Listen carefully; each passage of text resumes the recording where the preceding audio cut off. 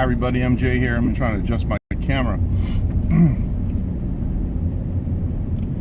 It's going to be a little bit shaky. I'm on my way, down to South Taiwan, and I'm normally not on at this time. Let me say this: we can see comments from the Periscope stream, but it takes about 2 minutes for them to register. I guess the API token has to reset. Excuse me, something in my throat. And then after 2 minutes or so, we can see the comments from Periscope almost instantaneously. So as soon as like a couple of minutes have elapsed, I'll be able to start seeing Periscope comments. So I want to say hi to everybody, MJ here. I'm in the car, and I know you can lecture me if you want, but I'm looking at the road, I'm not looking at the camera. I am going to miss some comments. The one good thing about using Streamlabs is I have set the comments for a 20-second dwell time, which gives me a lot more chance to see them. Alright, now we're on the road here. This is Taiwan. I'm in a little town called Hukou near my house, and I just want to show you I'm actually quite close to the highway. We drive on the right side of the road like they do in the United States and South Korea and many other countries, and like they do in Laos, but not in Thailand, curiously enough. And we're going to be taking a left in just a moment. The camera seems like it keeps moving down. I'm going to do like this, kind of overcompensate. And there's a little bit of dashboard down there, but I don't want you to have to see so much sky.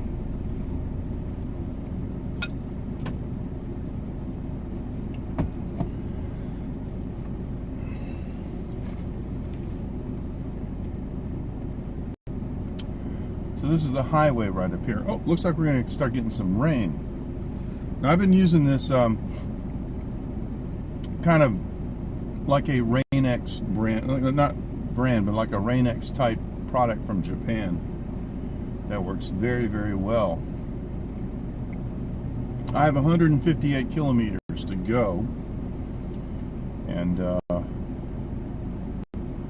I'm going to drive down today to see the orthodontist. Got a problem with my teeth. My wife's uncle owns 3 dental clinics. Gonna go down and see them, see what they're doing.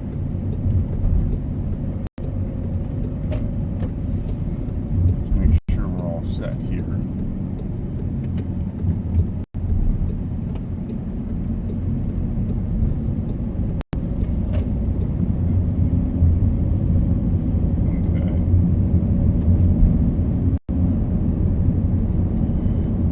Check it out here real quick.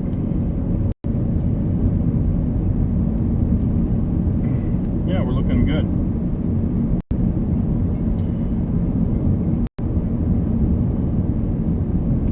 Alright, so let me know, send me some comments. Let me see. Let me make sure we can see them. I did a test stream the other night on YouTube. It worked really, really well.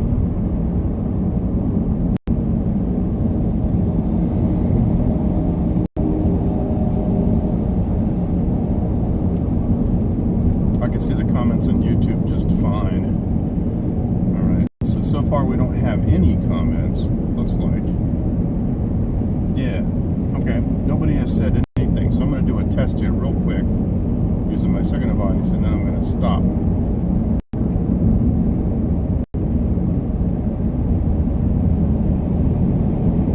There we go. Okay, so it's definitely working.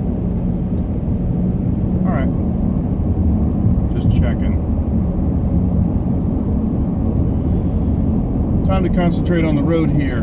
Okay, now it's a little bit shaky. I'm sorry. What I can do is let me see. Oh, crap. What did I do?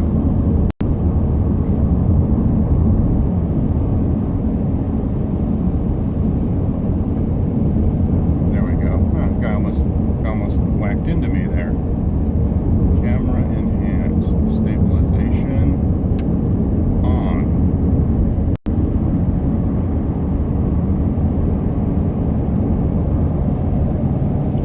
Yeah, that van just cut across me there and almost whacked into me, but yeah, things happen. I can see it's kind of a nasty, cloudy day. Usually coming down this highway, down this hill, there is a beautiful view of the mountains on a clear day.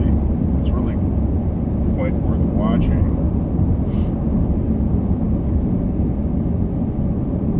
I want to say hi to everybody on Periscope, and if we're not broadcasting, or excuse me, if we're not receiving comments on Periscope, I do not know why to do so. I don't think anybody's been making any comments on Periscope, so I think it amounts to.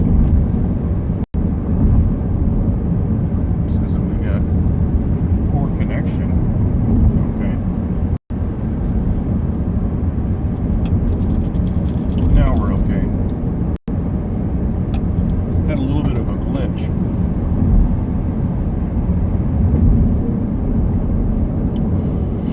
Alright. I'm going to concentrate on going here. I'm using my iVideo.com.tw Wi-Fi box. And it is working just fine. Alright, here comes the rain.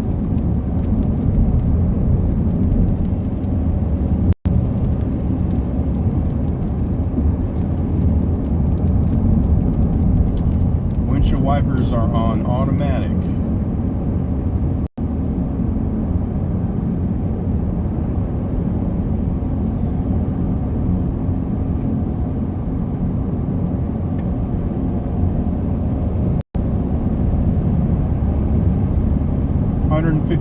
Kilometers to go. I'm going to get there about 15:30, about 3:30 p.m.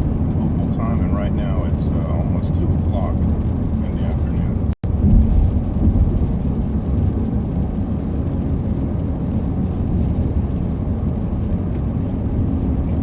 Right now I can't make,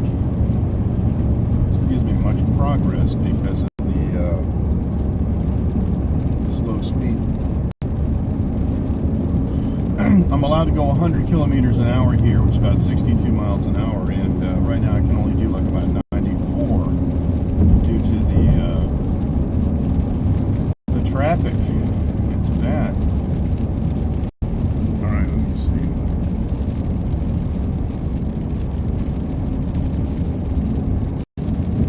Okay. All right.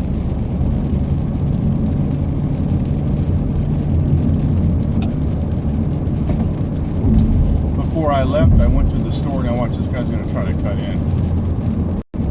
Before I left, I went to the store and I loaded up my vacuum cup with some black coffee and a bag of ice, some black coffee and almond milk. Now I need to do this again. I need to do this because there you go. Exposure compensation is so bad. There you go.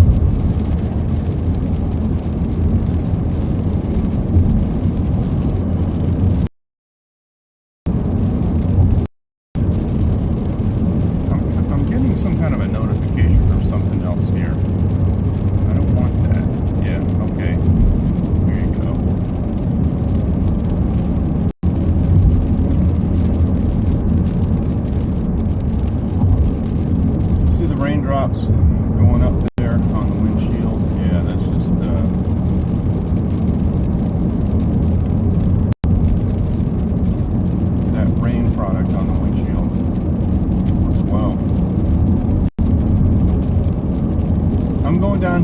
our highway number 3 below Sinju. If you like to read maps, you can find that. And I'm going to a city called Nantou, Nantou.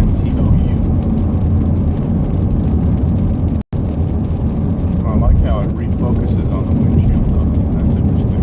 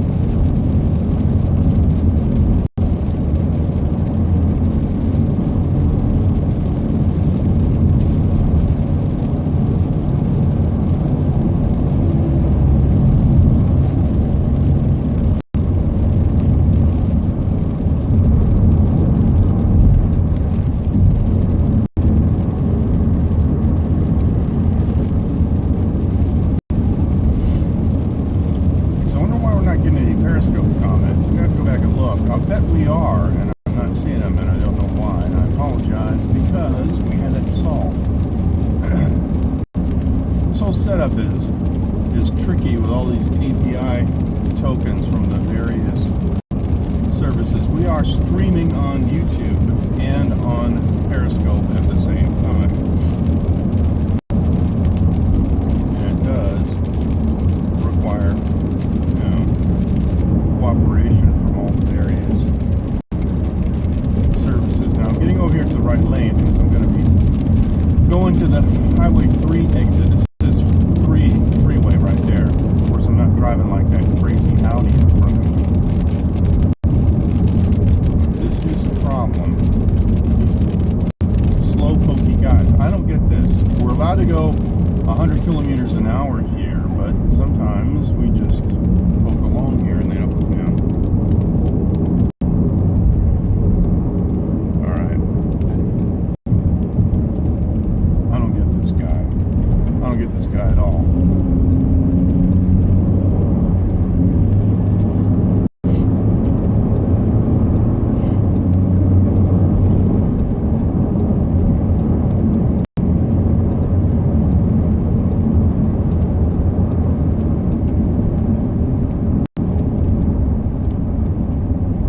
Passing lane is not open. Breakdown lane's not open. Yeah, 81, see, 79. We're allowed to go 100 here. Now, Highway 3, I don't know why. Highway 3 was built later than Highway 1. And it's 110 kilometers an hour speed limit all the way through. Highway 1 only allows you to go 110 kilometers an hour when you're north of Taiwan. And the reason I'm going Highway 3 is because Nantou is actually very close. Highway 3 goes right through it. And so, yeah.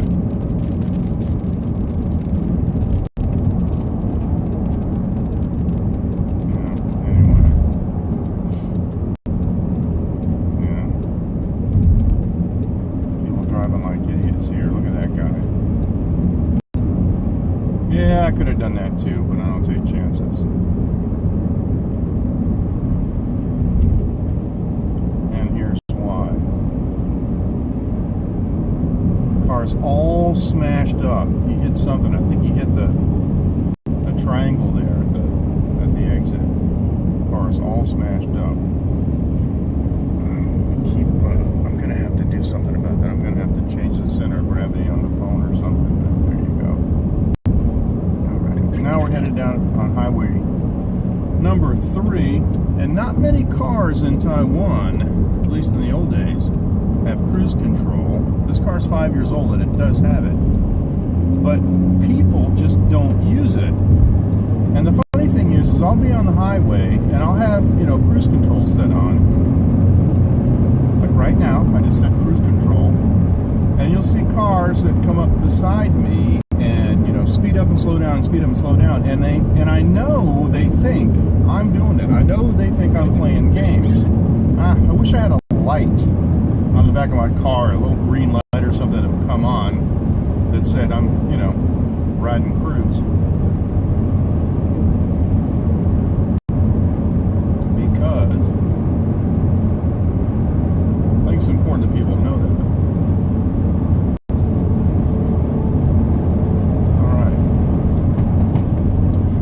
We're going to put in some serious time. My navigation system. Holy cow. 52. It can't be that late. It's telling me I'm going to get there at 3:50. At 4. My appointment's at 3:30. It's telling me I'm going to be half an hour late. I'm going to have to call them.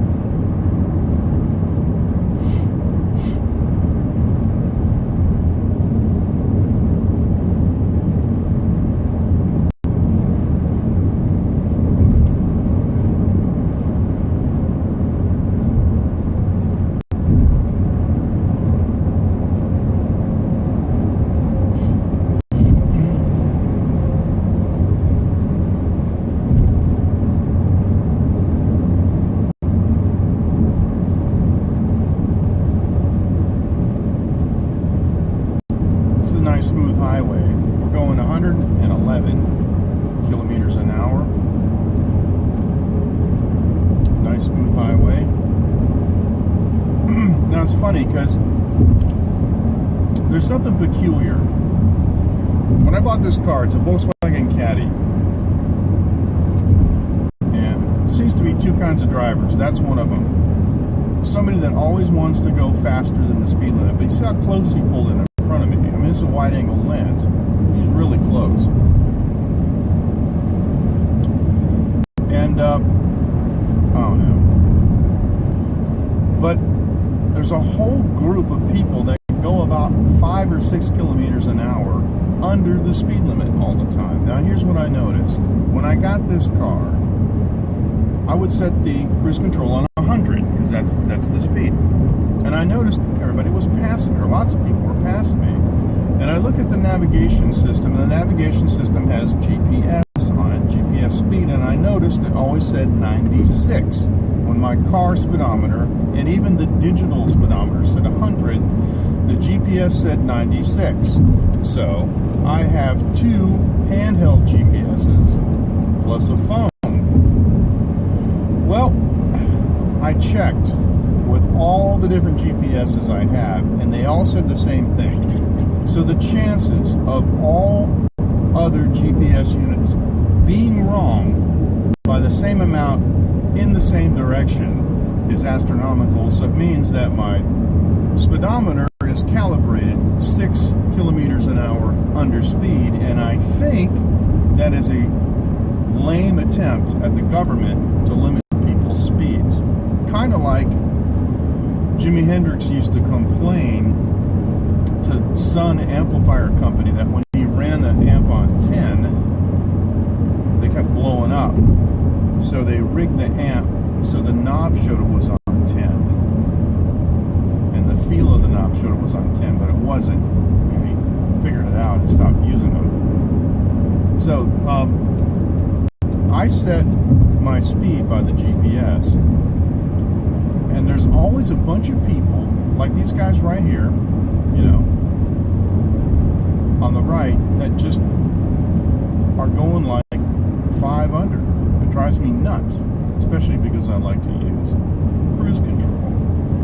Yeah. So there we go. So anyone's watching on YouTube,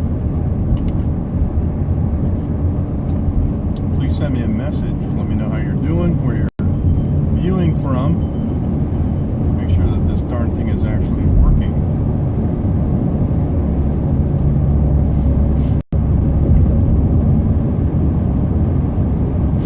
Now I can go back on cruise control.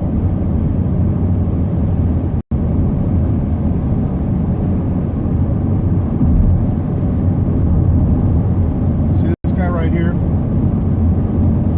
Oh, there are no designated lanes for anything. See, we would call this the fast lane in the United States. Nah, not at all. People here don't know that.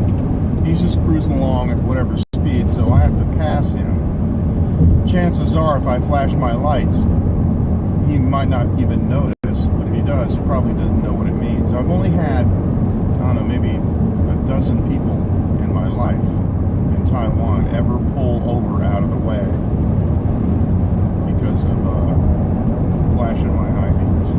It's amazing, but they don't teach that here in the schools. They don't teach that the left lane is the high-speed passing lane, the center lane is the travel lane, and the right lane is the slow and exiting lane. They don't teach that here.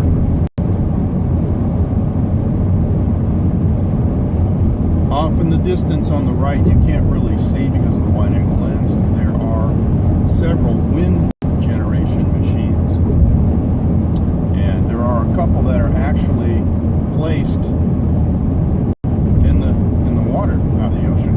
It's pretty cool.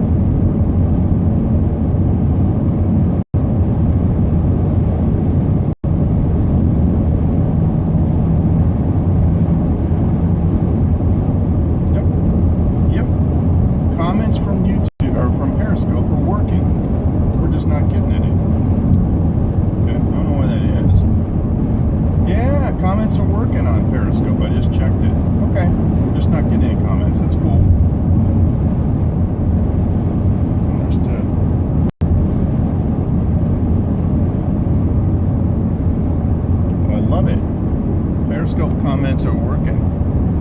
Hey, how's it going? All right.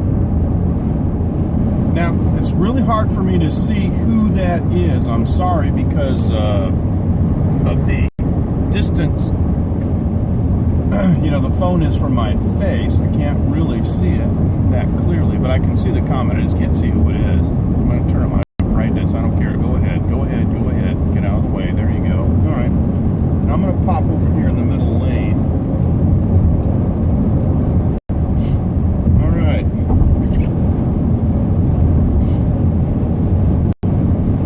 Everybody, including the bots.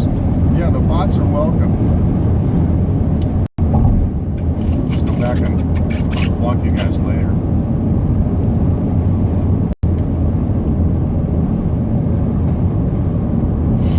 Thanks for joining Taiwan Live on Periscope. Now, the focus on Periscope is a little bit different than it used to be, mostly because of Twitter's attitude. But I'm going to be simultaneously broadcasting on Periscope whatever I do on YouTube for the most part, and then I can use it on YouTube. And the cool part about it is the Periscope Periscope comments through their API legally burn to the video, and I can use, the embeds, or I can do whatever I want with the Periscope version, and it contains, I can do whatever I want with the YouTube version, and it contains the Periscope comments. It's really fantastic. It's the best of both worlds. In my opinion, it's the only way to go. So I'm just doing basically what amounts to a little fun broadcast. So I got a boring, almost 2-hour-long drive, and well, goodness gracious, my GPS says I'm going to get there at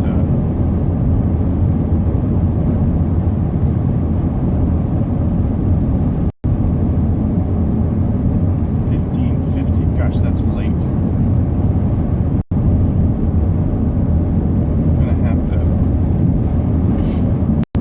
I'm not going to broadcast for 2 solid hours on this thing, so there's a really nice rest area up here called Chingsway, and I would like to show it to you, but I don't have time today. However, I do have time on the way back, and since my day is totally shot, I'm not going to be back in time to pick my kid up from school.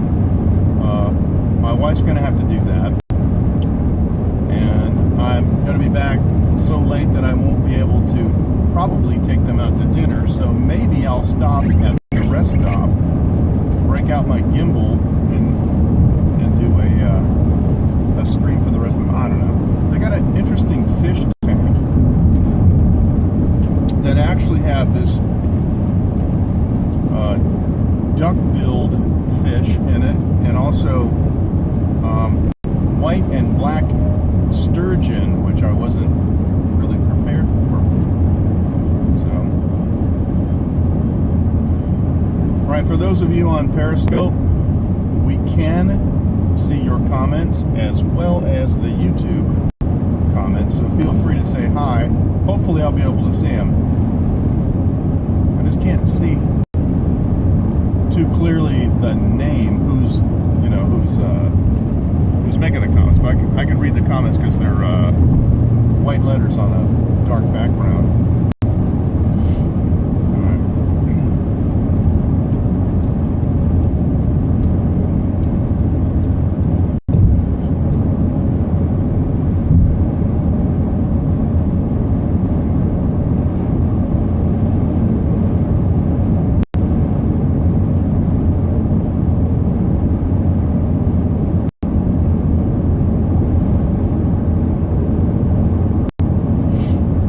This is a Taiwan highway patrol car. It is a BMW 5 Series with stripes all over it. The reason they use BMWs is, it should be obvious. It's generally a high-performance car. I know in America they like to use the old-fashioned Crown Victorias. At least they used to when I used to live there. Coolest cop car I saw, just because I like him, was a Dubai Nissan GTR police car. That was cool.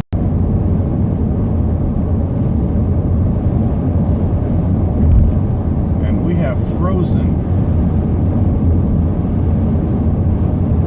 We have completely frozen.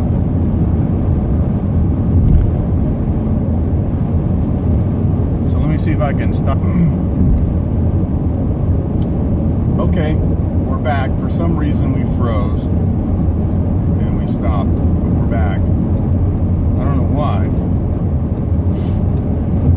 I'm relatively certain that started a brand new stream, and for that I am sorry. I apologize. There's nothing I can do about it, but I don't know why it in fact decided to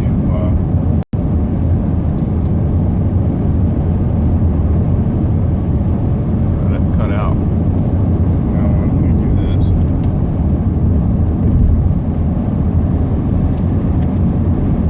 Hopefully it's not making too much road noise. Oh, sorry about that.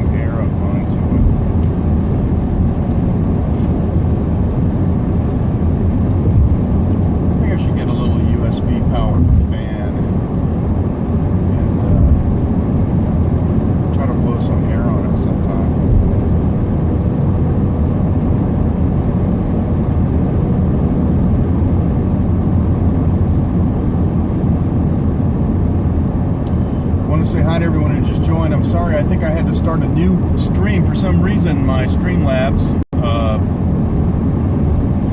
RTMP application decided to freeze, and the stop button was still available. I thought it was absolutely frozen, but I pressed the stop button to see what happened, and it did stop the stream and allowed me to immediately restart a new stream. So hopefully, who knows? I think it started a brand new stream. I think I now have like 2 Periscope streams.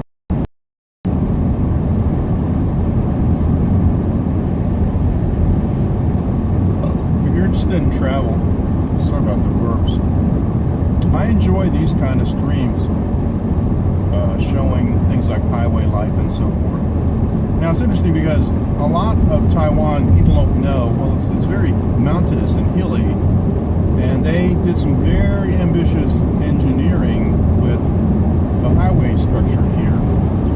And there are actually some very large spans of highway that are something on the order of 100 meters in the air off the ground. It's really astonishing. There's a couple up there that are like that, as you can see. There's some nice bridges. Up here is another rest area that we're gonna pass by. And there's a pedestrian bridge that crosses, because there's a southbound and a northbound side to it. And if you want to go from one side to the other, because they have different food courts on either side, you take this glass pedestrian bridge right here. And that's what we see. Yeah. So that's what we see. So, I wonder how long it's been going. Probably past 2 hours.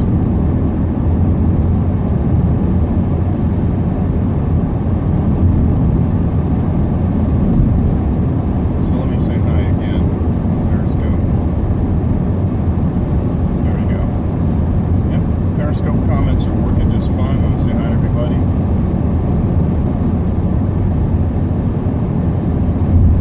I'm going to check something out here if I can without getting killed.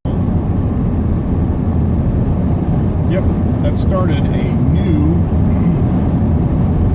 yes it did, it started a new broadcast. That's okay. No problem.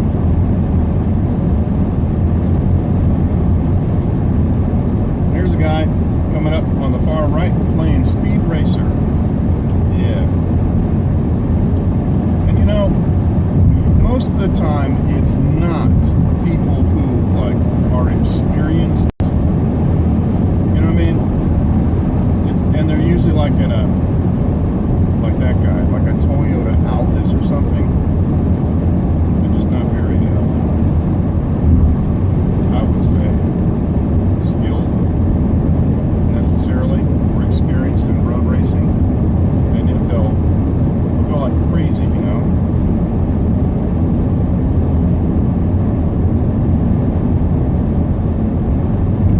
Looks pretty good today, gotta admit. Alright, so we know that the Periscope comments are working, YouTube comments are working, and every time it glitches and I have to stop, it does restart a brand new instance, new live stream on Periscope, but apparently it kept going on the same stream on YouTube, which is what I would prefer Periscope to do. But there is one thing the Periscope does that I like. There's not much though. Their processing is fast. As soon as the scope is finished, it's available to watch. And YouTube and many other streaming platforms I've ever broadcast to required something of a, a processing period.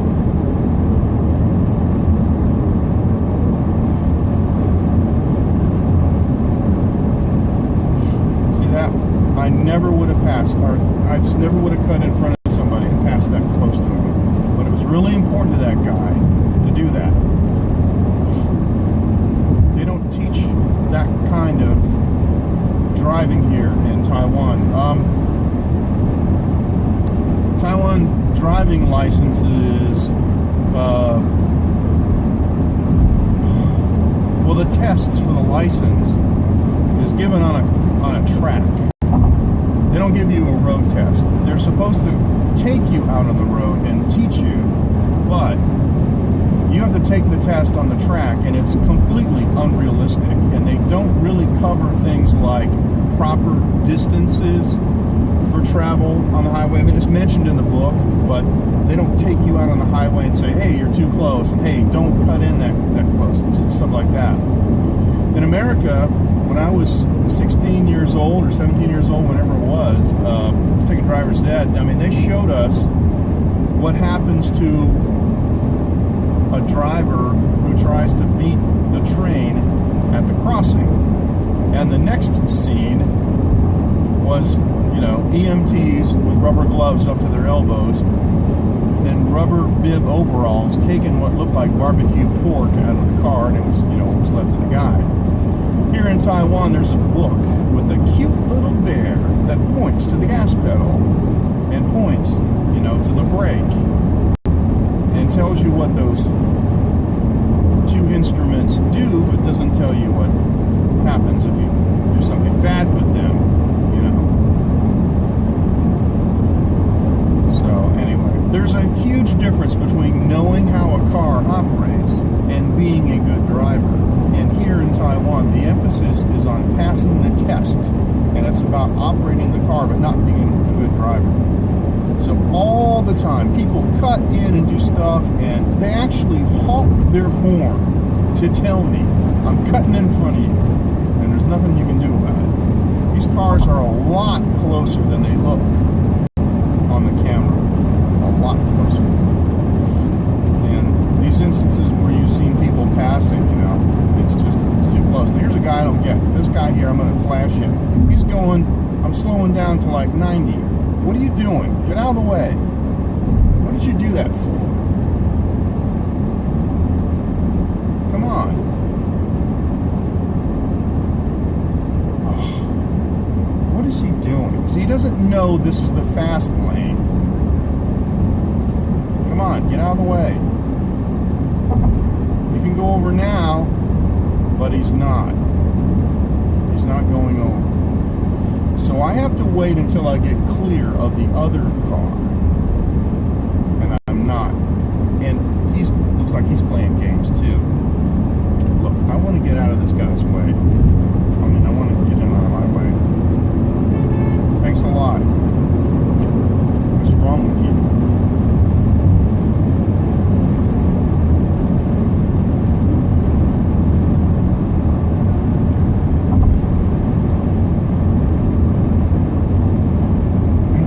He's looking at me like, what's my problem? Oh, what's this strange light from the sky? I think it's the sun. I used to see the sun. A couple of weeks ago I saw it.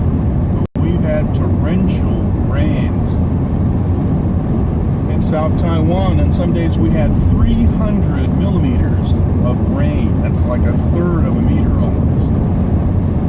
In one day, in a 24-hour period. It was astonishing. It was crazy.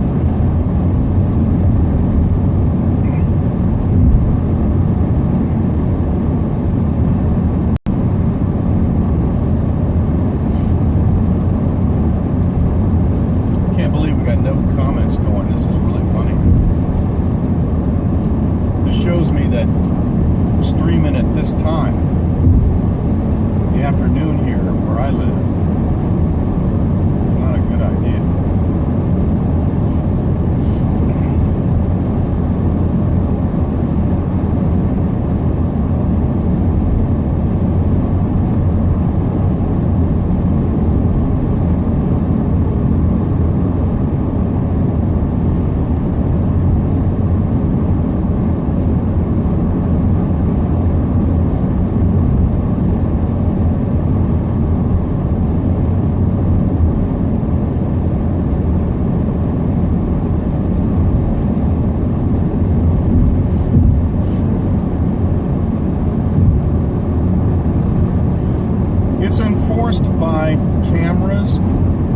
questioned on the cops, by the cops. So yeah, well, I think we got a, I think we might have a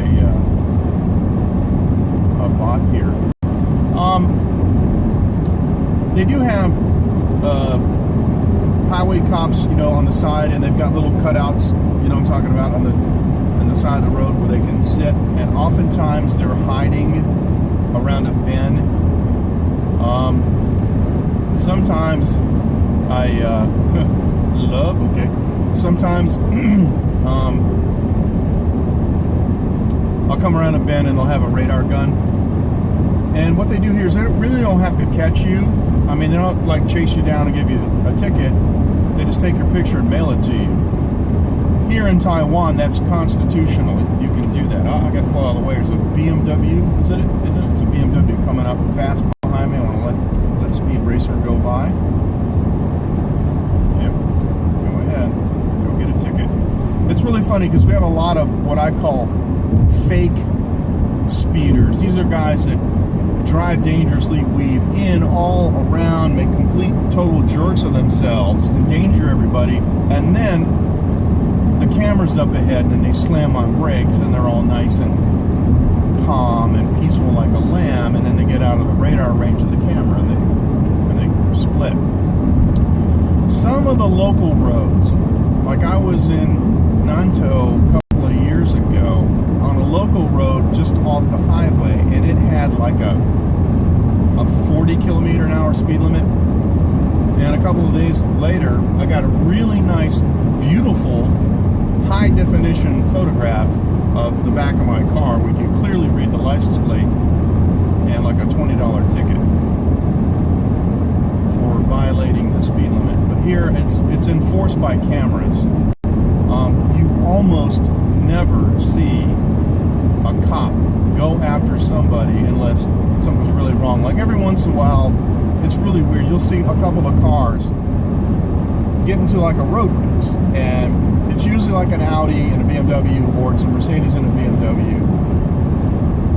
Some car that these guys think, you know, is a hot car. I'm going to pull out of the way. There's a guy riding my butt. I do have cameras in my car. I have a front-facing and rear-facing dash cam. So I have a camera pointing out my big back tailgate window for stuff just like this, where this guy's coming up on my 6, and if there's any problems, you know. But sometimes you'll see those guys doing a little road race, and then a minute later you'll see a cop chasing after them, and, you know, we'll get one of them. But the other thing, though, is all the navigation systems in Taiwan have the locations of the speed trap cameras in them, and they warn you. I have my navigation system volume down right now because I'm talking to you guys on live stream. But if I turn it up, whenever there's a camera, it'll say speed camera ahead in English, or whatever language I set it to. And Waze and all the other ones have it in there too. But there is a sign. It used to actually be a tall yellow sign written vertically in Chinese that said there's a camera ahead, but now they just have a graphic of a camera. They've replaced all of those. So it makes these, you know, real macho scofflaw speeder guys bolt. Like that guy that just passed me, the BMW, he's doing 10 miles. He's doing 10K at least over the speed limit. That would get him a ticket. But as soon as he sees the camera, he's going to slam on brakes, and he's going to stop. You know, he's speeding, and then on the other side, he's, you know, 100 meters away, he's going to stomp on it again. These guys do that all the time. Now this up ahead is a remnant of when Taiwan used to have toll booths. Everything now is all RFID. So everybody on the highway basically is required to get an RFID chip. You'll see they call that ETC. You'll see it here in a second. That is, you know, electronic toll collection. It says ETC when you pass that. Those are all defunct now, and they've routed this highway around that because nowadays they have just basically like a tower section crossing the highway, like they do up here that's holding this sign. And they've got, like right here you can see below, they have sensors. And that's how they meter the tolls now. And it's a lot more accurate, actually. And the funny thing is they have camera backup. So they pay a whole army of people to stare at photos all day and match license numbers. So if somebody gets on the freeway without a tag and they think they're going to get away with driving on the freeway without a toll, they're mistaken. And I believe, I'm not exactly sure, but I believe that when they send you the bill, it's for more money. I believe there's a surcharge added to that you wouldn't have got if you got the tag, and the tag's free. You just, I mean, any one of these big highway exits, you can pull your car over, sign up for it, and get one of those tags installed. And they put it in one of two places. They put it on your windshield, or they put it on your headlight. And I have mine on my windshield, not on the headlight. And it goes through at nighttime. You can see because it's blue lights, and it flashes blue when you go underneath it. And the funny thing is, when they first implemented the total ETC system, they had only tested it for like 4 days or something really ridiculous, and not too many cars, and they hadn't fleshed it all out. So the first 6 months it was full of errors and things, but now it works very well. It's actually quite convenient, and we just get a bill every month and pay it, and we can automatically charge it to a card if we want to, and so forth. So it's telling me some times to different places up here. Okay, now the sun's gone back in, and it's getting considerably cooler. My phone's running cooler too. That's good. Right. Any other questions? Yeah.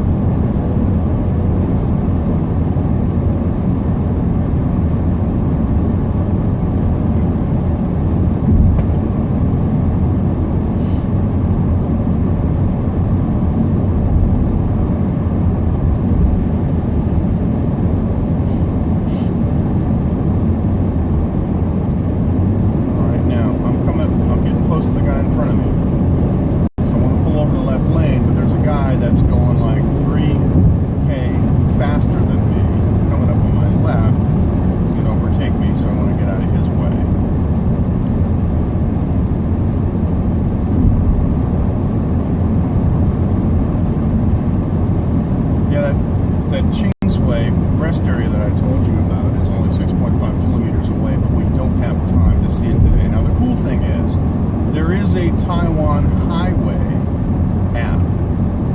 It's called KNY, and anybody, can download it. It's on Google Play, and it's on the Apple Store, and it shows all the highway cameras in Taiwan. You can just, look and see what the traffic situation is like. But the cool thing is that Chingsway, in the middle of the parking lot, they have a camera, and you can park your car underneath it and wave and catch yourself on the app.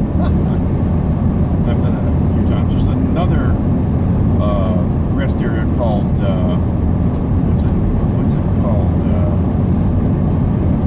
Taiwan, I think. Yeah, Taiwan. Same thing there. They've got a camera in the parking lot that lets you take a look at the parking situation, because they do have a lot of tourist buses that go through there, tourist buses that go through there. They can't see off to the left or off to the right, but we are up very high. This is an elevated part of the highway, and it is up high, man. It's like 100 meters from the ground, and there's a lot of mountain area around us, and part of the big Taiwan power distribution grid is off to the right. I can't really show you because of the way the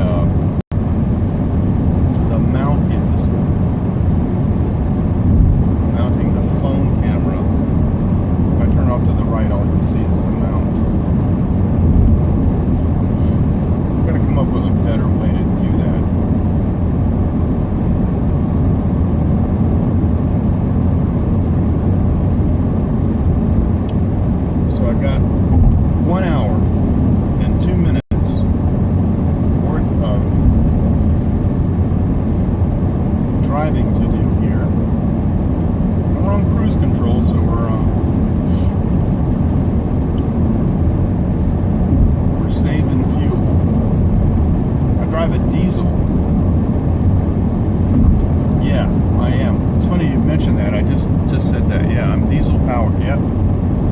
I have a Volkswagen Caddy, which is a car that they don't sell in North America, but it's sold in Europe, all over Europe apparently. It's basically a truck chassis with a people carrier interior. It has 7 seats, and they all come out, so I can turn it into a cargo van.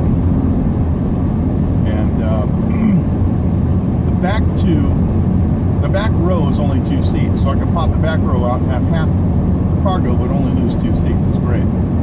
And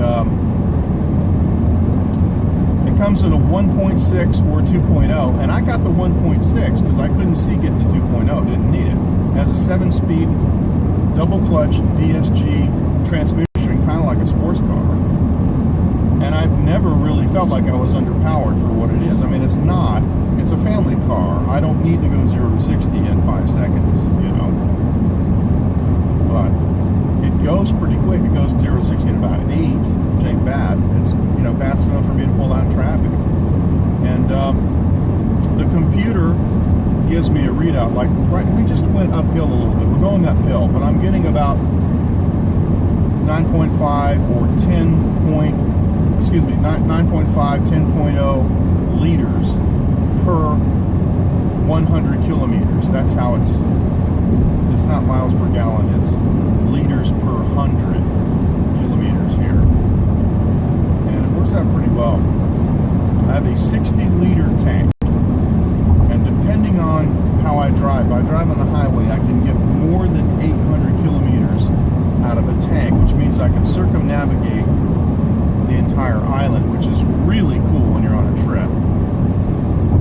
But this is a Dieselgate car. I actually had to take it back to the dealer, got a letter, and I had to leave it there almost all day. They reprogrammed. Oh, here we go. Here's a BMW coming up behind me, and he's decided that he wants to pass. And yeah, they kept it there for most of the day, reprogrammed the software, and when I got it back, my mileage went down considerably, like noticeably, because I use an app. I've had this car for 5 years, and from the very first time I put diesel in it, I've been using the same app. Even though I change phones, I can export the data and import it. And I gotta tell you, my mileage has gone down. My wife and I were really mad about that. We were also upset over the fact that we thought we were doing a good thing by buying a diesel vehicle, because modern diesels are clean. Yeah. All this time we were polluting because the emission controls were off. Taiwan is already, you know, polluted from industry and so forth. Let me straighten the camera out a little bit. You know, there's enough pollution here as it is without adding, you know, more, and I just felt bad about that. So I have had the transmission replaced under warranty, and I had it serviced under warranty once too. Other than that, it's been very, very reliable, and it really suits our family very well. We have a not quite 6-year-old daughter, and you know, we like to go camping, and sometimes I play music gigs, and I take my gear with me, and being able to just drop that back seat out, but still have 5 seats. So if there's my wife, my daughter and I, we still have 2 seats. So we could pick, you know, if I go by myself and I take my daughter's safety seat out, I got 4 seats. I could pick up 4 people from the airport and a whole mess of luggage. But even if I leave the back seat in, the Caddy is a long vehicle, and it's got enough room for about 6 suitcases in the very back, behind the last row. So I got nothing to complain about.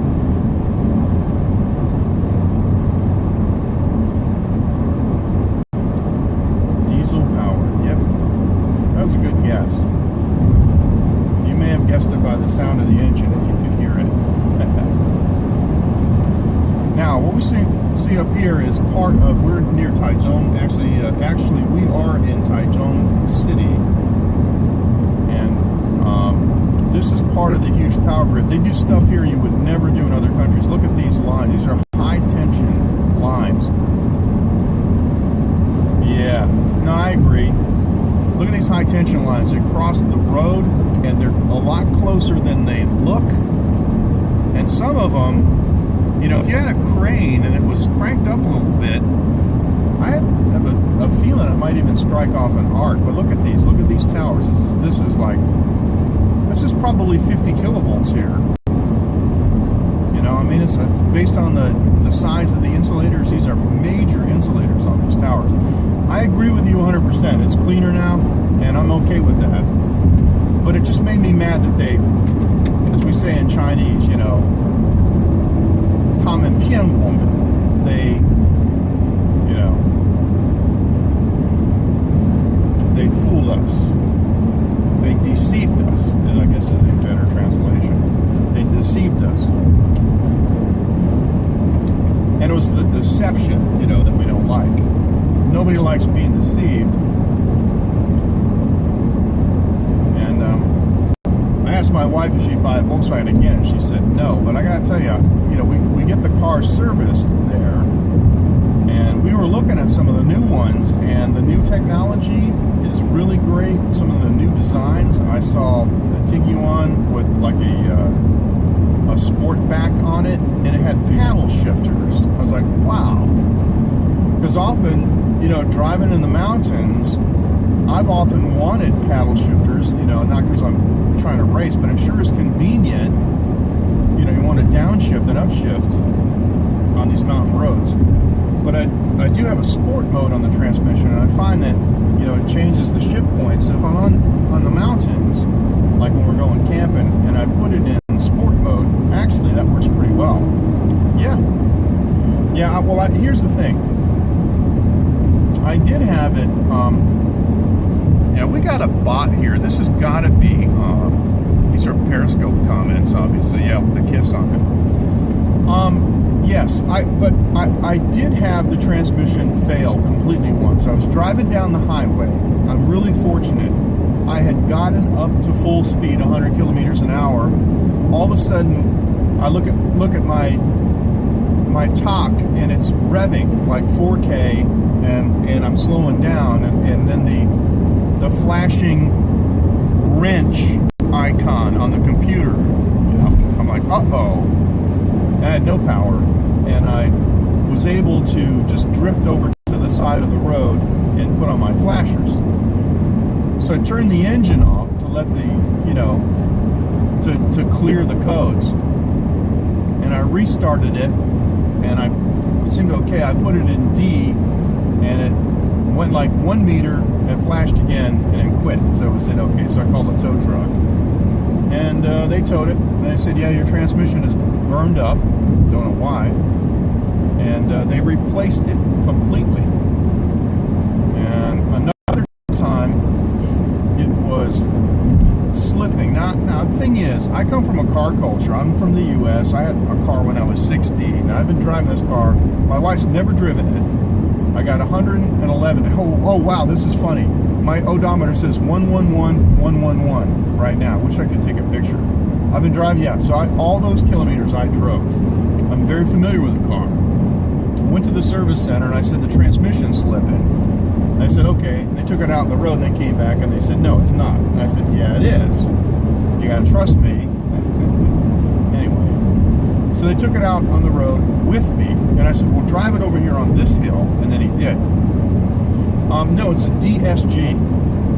It's a DSG, so it's actually a dual clutch. It's a good question.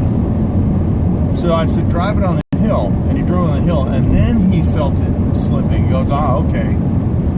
So they took it again, did another full day service. Now, it doesn't take a full day service to do a transmission like relearn, clutch relearn. So, and they did replace the parts. They didn't tell me. So I think they replaced the, you know,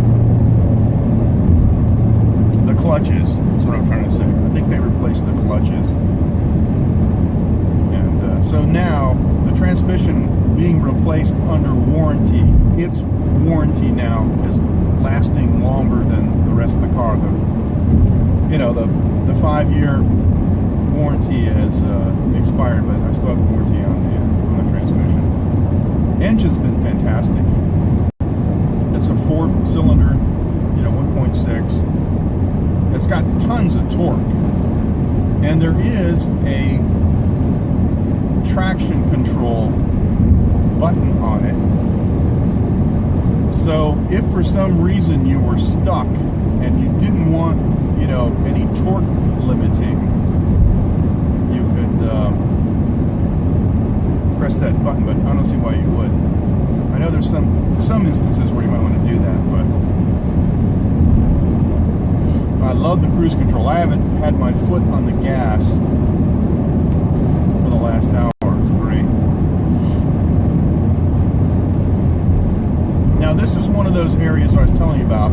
Look how low these high tension, high voltage lines are over the highway. Look at this.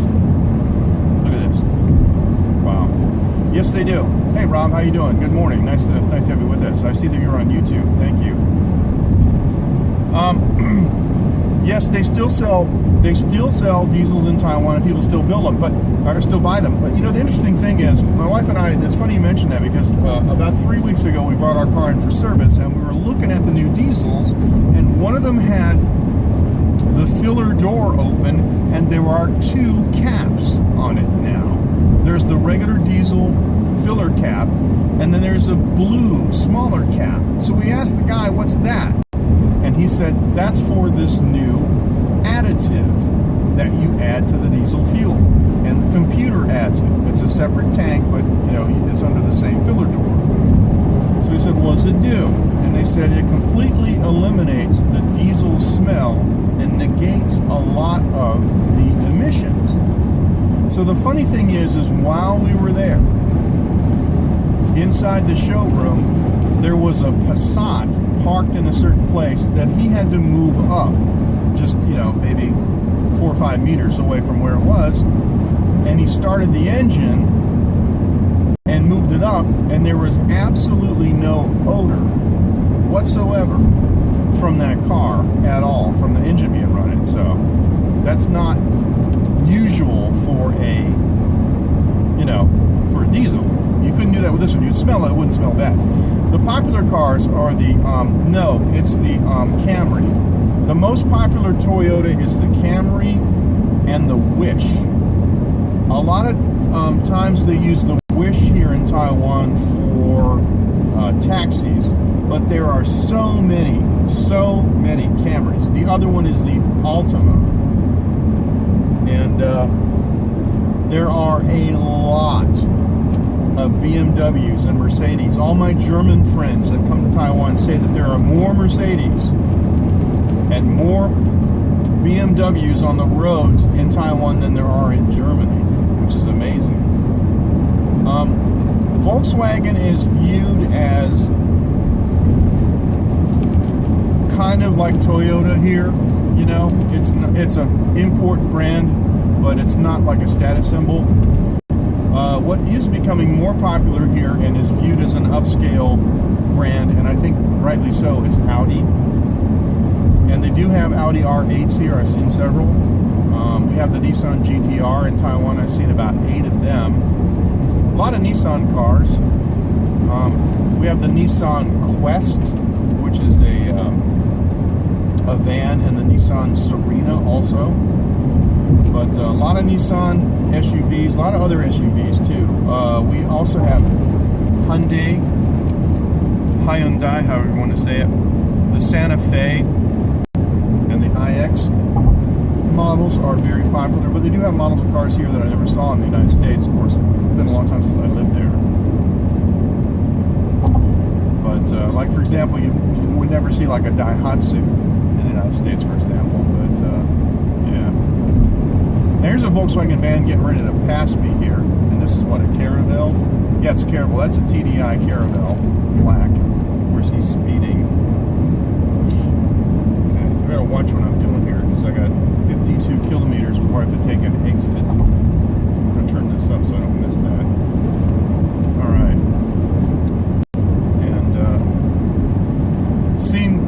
seen several Teslas. I live in Hsinchu, and Hsinchu is one of the larger cities, and I've seen some beautiful Teslas in the last 6 months.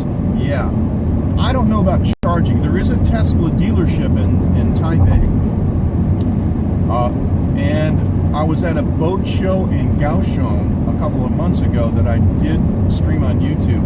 I had connectivity issues. But the point is, they had the new Tesla with the Falcon wing doors in the back, which looks really cool. It's an SUV, but I'm not sure. I don't think those doors would work in Costco. I think they would hit the ceiling, you know. But yeah, Teslas, yep. Saw a beautiful white one the other day. Man, that was a nice looking car. And so they are here, and you can buy them. They're expensive though. I went to the Nissan dealership in Taipei and priced out a how's it going? Good morning. That's Rob saying hi on Periscope. Hey Rob, I did see you on I did say good morning on YouTube. Let's take a visit on Periscope too. Everything's functioning between the two platforms. It's great. And I priced out the Nissan GTR, and it's 6.2 million Taiwan dollars. And so 1 million Taiwan dollars is 30,000 US dollars. So you can see that it's about double the price here. And so if you want to get any kind of Lamborghini, it's almost double the price. So, well, the GTR does, but I don't know about. I think it is just another Japanese car. I mean, if you're talking about you know, GTR, yes, of course, there's what they call a GTR tax just because it's a sports car. But no, like if you've got, you know, the Nissan, I forget what they call it anyway, like the Rogue or something, you know, one of the SUVs, it's not any more expensive to fix that here than if you had a Toyota. Seen a lot of new Audi and also Porsche SUVs on the road here. I'm going to pop this down a little bit more because I want exposure compensation. I mean, yeah, like that. There you go. Yeah. Now this is the high-speed rail. Taiwan has a bullet train, and we're getting ready to go under the tracks here. And this is the Taiwan high-speed rail tracks. There we go. And it's a beautiful system. And up ahead are some of our mountains. See, we're going to Nantou, and Nantou is a mountainous area. I'm going to try this. I don't know how well that'll zoom. I zoomed it a little bit. See the mountains there in the background? I know it makes the shake worse, but yeah, let me go back to wide angle. I can do this. There you go. Yeah. Even though it's a cloudy day and raining, those mountains in the background are just gorgeous. Now that's a Toyota RAV4 on the left that just passed me. And in front of me, it looks like a Nissan Lavina. Yeah, I wish I could. No, I'm not going to. All the business deals that I had made that were going to result in my obtaining a GTR, all those business deals did not occur. So all the agreements that we had made are now null and void. So I was actually supposed to get one as compensation for something that I did, but it's okay. Yeah. Somebody block these trolls. Oh, you can't do that on. Yeah, okay. Never mind. See, everybody that regularly views me on YouTube, I made it a moderator so they can get people timeout, so they can block them or whatever, because I trust them, but you can't do that on Periscope. Yeah, I wish. So right now I'm driving the DSG 7-speed transmission on a 1.6-liter diesel van with no paddle shifters.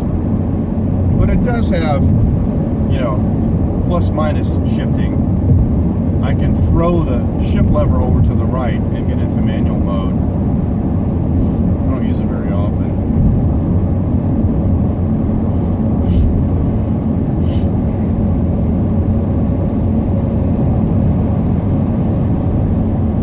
I filled up the tank just before I left. I mean like 1 kilometer, 2 kilometers before I left.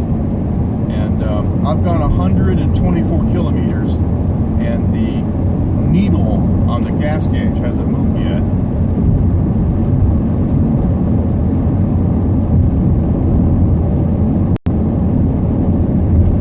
It's kind of a non-linear thing where initially it goes down slow, but the lower it gets, the faster it goes. I'll look at the last quarter and all of a sudden, ding, the light comes on. Like, whoa, that happened quick. There's a BMW. It looks like a 5 car. There's no number on it. On the left, this is a Honda, my immediate left, but passing on the far left is a BMW. There's lots of them here. And I gotta manage my position here. But I think I'm gonna do this over here. That's a Toyota van directly ahead. Yes, it is, but it's been going up a lot.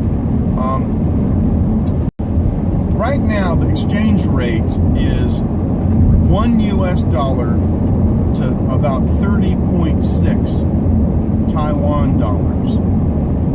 And just this afternoon, I bought diesel, and it was 26.8 NT dollars per liter. So, probably about, what's that, about 70 cents, maybe 70 cents per liter. And so you can do the math and figure out how much it is per gallon. But it's an island, and we import petroleum. They do refine it here, but there hasn't been a functioning oil well in Taiwan for a long time. In fact, I don't think there ever actually was. I think there's just been exploratory drilling. Taiwan is a geologist's dream, though, for other things. Here's an example of some of these elevated highways that are just crazy. Sometimes you see videos of these kind of elevated highway systems in China, but yeah, they have them here. When I first moved to Taiwan, they did not have the elevated system on Highway 1 like they do now. They call it the Gaojia, which is the, it just means elevated, right? Gao means tall or high, and it's an extra 2 lanes. It actually made it easy. They just, poured columns, hung sheet metal, and poured concrete, and it went up pretty quick. Now the cool part about it is I've been plugging along here on cruise control for a long time, and I've managed to shave about 10 minutes off of my time. So the navigation system is telling me that I'm going to get at my destination at 15:40, but my appointment is at 15:30, so I'm only going to be 10 minutes late. I was going to be 20 minutes late. So that's really good. It's great. I had to go off cruise control for a second. That is a, I meant to say Altis. I said Altima before. That is a Toyota Altis. It's a Corolla Altis. Somebody asked about the Corolla. I guess I was incorrect. They call it the Altis, but it's the Corolla Altis, and I don't know what the difference is. So when you said the Corolla, I wasn't thinking of that. But yeah, that's a very popular car. It says Corolla in really small letters, and it says Altis in large letters. That is a very, very popular car. So I guess the answer to your question about the Corolla being popular, the answer is yes. But the Camry is extremely popular, especially with taxis. The vast majority of taxis in Taiwan are Camrys. Stream stopped and restarted. Okay. Yeah, we might have had some issues with the connection. I mean, we are going ahead 110 kilometers an hour on the freeway here. It's pretty good.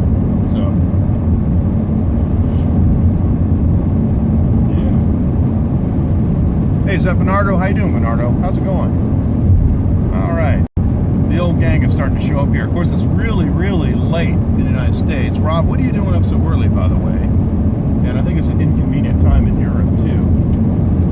Local time is 15:09. Nice to see you guys.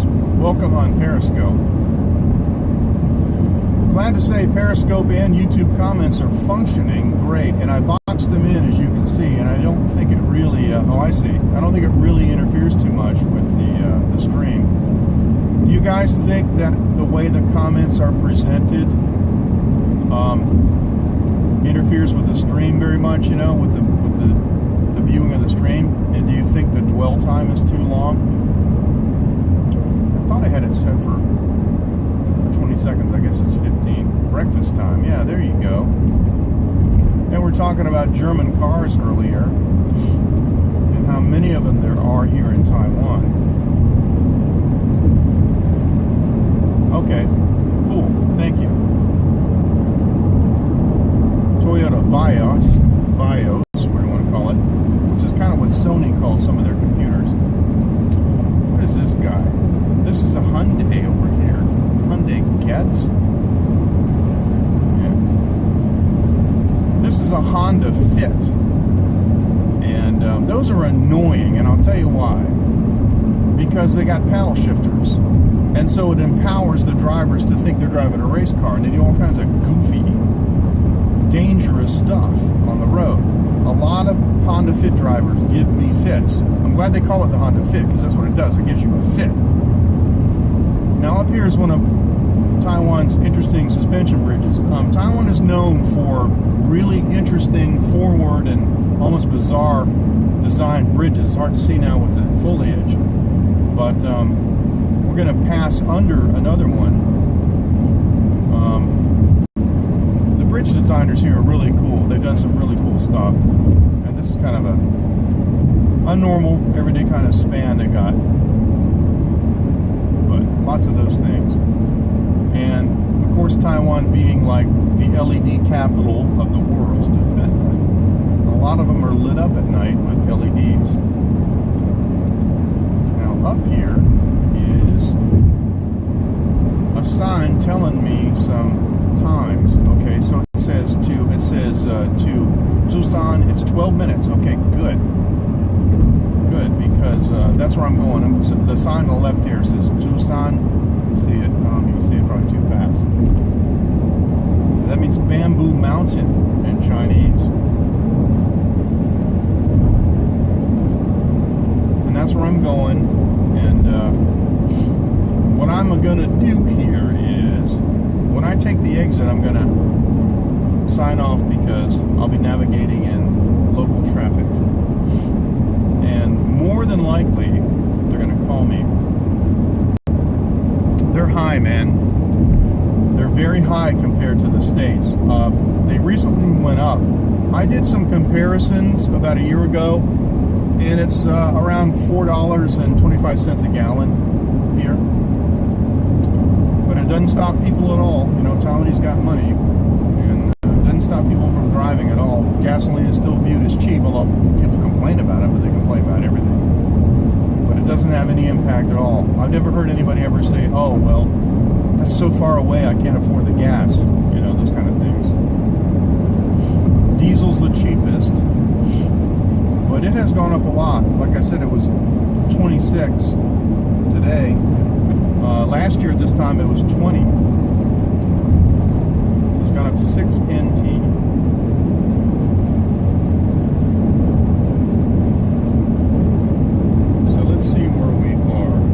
Actually in Nantou County, and we're actually in the district of Nantou City.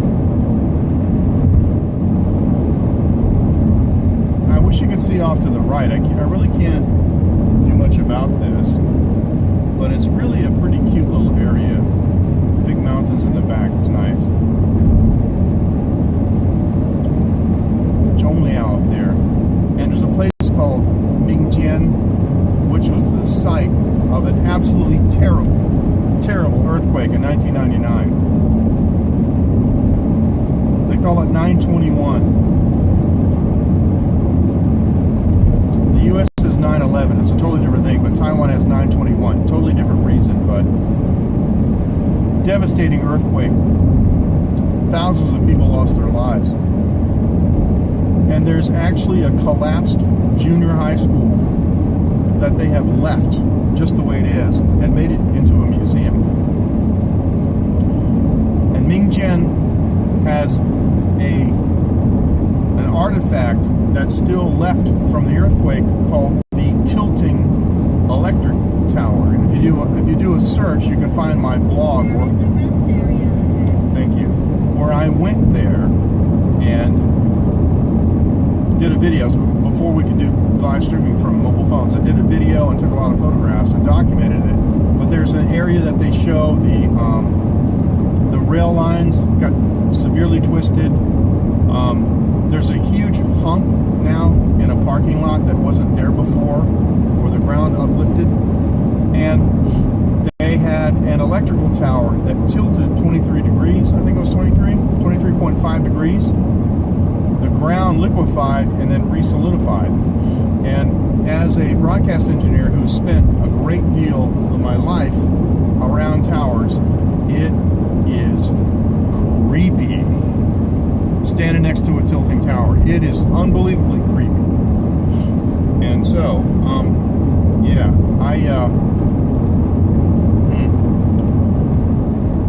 I photographed it and I videoed it, and it would be worth actually scoping now that I have a gimbal and so forth. I just don't think I could do it today, because I think by the time I get out of my appointment, it's going to be too dark. And it is raining, as you can see. Next time I'm down here, I think I'm going to do that. I think everyone would find that very interesting as a live stream. They can ask questions. But the only problem is the information signs have all deteriorated. They never replaced them. And I photographed them like, I don't know, 12 years ago, and they all look nice, and you could read them. But the last time I went back, they were all faded, and they were all just, going down and speeding up, but I'm not, because I'm on cruise control. Okay, so this is telling me Busan is in 7 minutes. Okay, good. Now here's another rest area up here.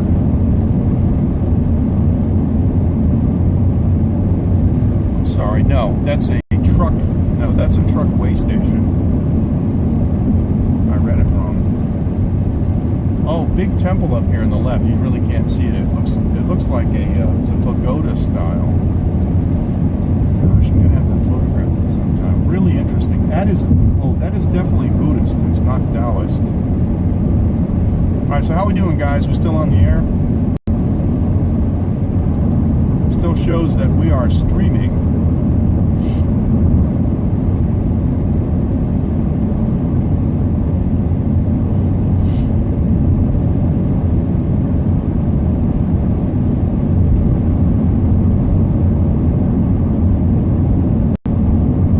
The Mingjian exit.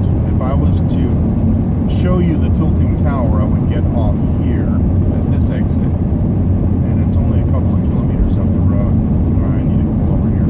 It's a Lexus in front of me. A couple of restarts, okay. On Periscope, you mean, where it was buffering on Periscope? That's a Lexus in front of me. Lexus is another very popular brand here.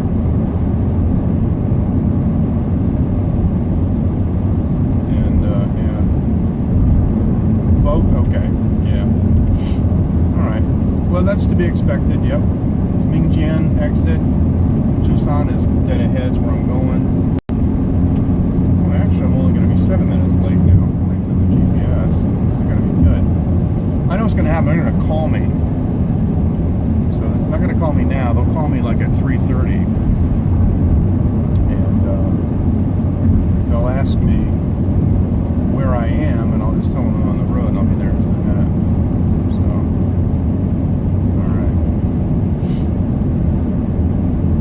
alright. I know it's live streaming suicide to tell people when you're going to sign off. But I'm going to sign off when either one of two things occurs. When it either becomes 3:30 local time, or I hit the Jusan exit. I have an orthodontist appointment. I had braces in my late 50s, and they pulled my teeth together. I have a space between my front teeth, and it's all been corrected. And I actually have a metal anchor in my front teeth, holding my front teeth together. But they have slightly moved and slightly split open. And so there's a microscopic gap between my front teeth, which is normal for most people. But there's a little piece of metal. And if the light is shining right, you get a glint off the piece of metal, and it looks like I'm a gunfighter in a Western,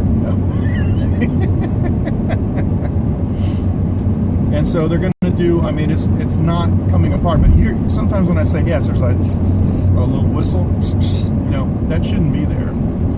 And as a former broadcaster, I want to read something, or I want to live stream, and it's difficult to stop that. So I have, see, there you go. So I have an appointment with the orthodontist, and he or she, I'm not sure who, but he or she is going to take care of that. And I think they're going to just fill it in and then sculpt a center line between. It looks like a natural center line. So a gold-plated grill. Yeah. Right, then I go back to the States and somebody will knock me over the head and break my teeth out with a hammer for the gold, right? That's funny. Well, somebody stop that bot, please. Periscope just does not care anymore. They just do not care. How much of an algorithm, how much programming would it take to stop that? To stop double commenting? About 5 minutes? But, you have to have the desire to do it. And they don't care anything about Periscope. It's too bad. It's a shame. It went from being Apple's app of the year to whatever euphemism you want to assign to it. Now there's a car coming on my right. It's a Hyundai. And see, there's a car in the right. He's just pulling over. And so he's coming up kind of fast, going to take that exit. Won't get to see him. But that's a BMW SUV there that just took the exit. Now see the mountains. Now this is a wide-angle lens. Beautiful mountains we have up here today. Beautiful, absolutely beautiful. And although it's a little bit cloudy, it's still beautiful. Look at that. Yeah. All right.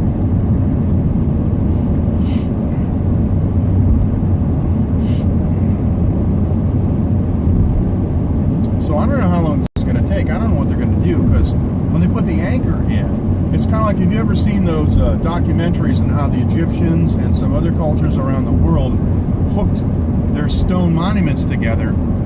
They put an H-shaped channel between them. They would chisel a T and join the bottoms together, and then they would pour molten metal in, and then when it hardened, it formed an anchor. That's what they did. That's what's in my teeth. They did basically an H anchor between the two teeth. They can't spread any further apart, but the surrounding, I guess it's called bonding, like Bondo. The bonding material has cracked, and it wouldn't be a problem except for the whistle and the fact that if you look close enough. Nobody's ever said they can see it, but I can see it if I look in the mirror. And the metal piece between. So, but for a dentist and an orthodontist, when they see it, they're going to be horrified. Oh no. Yeah. My wife's uncle owns 3 dental clinics, and this is the one he's based out of. It's like a 2-hour drive from my house, but it's okay. He owns one in Taiwan, which is about halfway here. Yeah, thank you. Which is about halfway, about an hour away, and that's where I got my braces done. A really nice doctor named Dr. Wang. Sorry, wrong tone. Dr. Wang. 2 kilometers ahead, please keep right. You are exiting the freeway. And there we go. That's my navigation system alerting me. And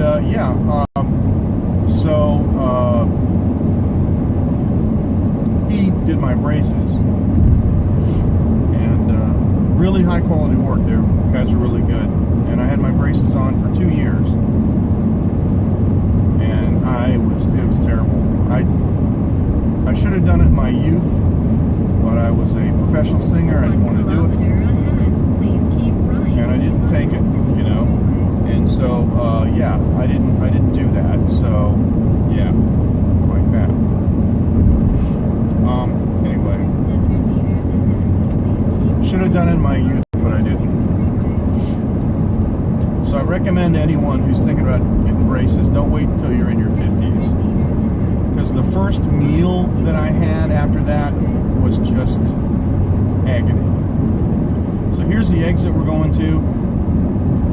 Appreciate it, guys. Thanks so much for joining. It's been a lot of fun. I ended up streaming a lot longer than I thought. We had a long period of time with no comments in the beginning, but that's okay. Thanks for the questions. It's good. Anything you want to know about Taiwan, I'd be more than happy to tell you. Except sometimes I get questions like, how much are prostitutes? Like I would know. Thanks, Rob. Thanks, Bernardo. Thanks, everyone else. Sorry, I couldn't see all your names. We're taking the exit here. Oops, I gotta get up here before that. Yeah, I guess I technically ran that red light. It's in the middle of the road. Thanks very much. I can't see your name. I'm sorry. I can see go. Thanks very much. You guys take care. We'll see you next time. Bye-bye.